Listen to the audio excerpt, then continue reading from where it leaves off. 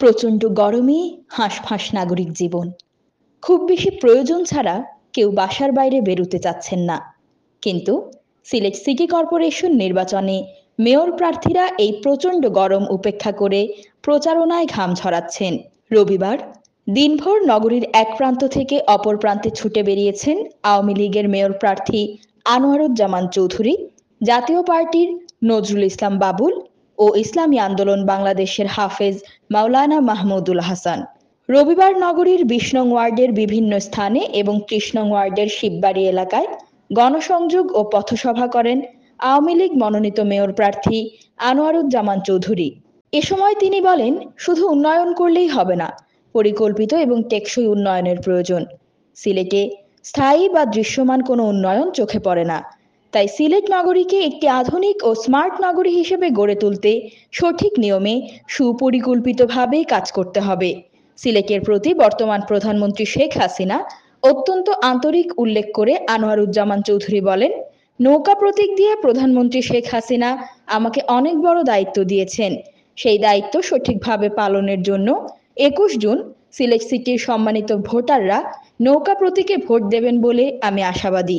বিভিন্ন স্থানে গণসংযোগকালে আনোয়ারুজ্জামানের সাথে উপস্থিত ছিলেন আওয়ামী লীগের সাংগঠনিক সম্পাদক বীর মুক্তিযোদ্ধা আহমদ হোসেন, সুজিত রায় নন্দী, বলদেব কৃষ্ণ দাস, জেলা আওয়ামী লীগের তথ্য ও গবেষণা সম্পাদক মোবাশ্বের আলী, শিক্ষা বিষয়ক সম্পাদক বুরহান উদ্দিন, যুক্তরাজ্য আওয়ামী লীগের বিজ্ঞান ও প্রযুক্তি বিষয়ক সম্পাদক মিসবাউর রহমান, জেলা আওয়ামী লীগের সাবেক ত্রাণ ও সমাজ কল্যাণ সম্পাদক কফিল উদ্দিন চৌধুরী, মহানগর আওয়ামী লীগের সাংস্কৃতিক সম্পাদক রজত কান্তি গুপ্ত, ওয়ার্ড আওয়ামী লীগের সভাপতি সালাই বক্স, সাধারণ সম্পাদক বদরুল ইসলাম বদরু, মহানগর কৃষক লীগের সাধারণ সম্পাদক আব্দুর রকিব বাবলু, ৩ নং ওয়ার্ড যুবলীগের সভাপতি শামীম আহমেদ প্রমুখ। এদিকে নগরীর কালীঘাট সহ বিভিন্ন স্থানে প্রচারণা চালিয়েছেন জাতীয় পার্টির মেয়র প্রার্থী নজরুল ইসলাম বাবুল। প্রচারণাকালে তিনি বলেন, ব্যবসায়ীদের পেছনে রেখে কোনো উন্নয়ন সম্ভব নয়। নগরীর সকল ব্যবসায়ীদের ন্যায্য পাওনা যথাসময়ে দিতে হবে।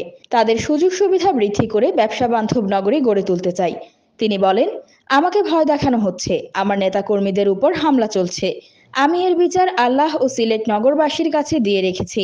নিশ্চয়ই সিলেট নগরবাসী তাদের গোপন রায়ে এর জবাব দিবেন।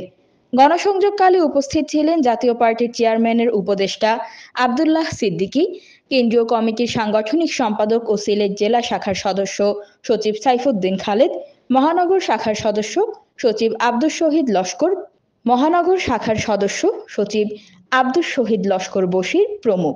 এদিকে রবিবার নগরীর ৪ ও ৫ নং ওয়ার্ডের বিভিন্ন পাড়া মহল্লায় গণসংযোগ করেছেন ইসলামী আন্দোলন বাংলাদেশের মেয়র প্রার্থী মাওলানা মাহমুদুল হাসান।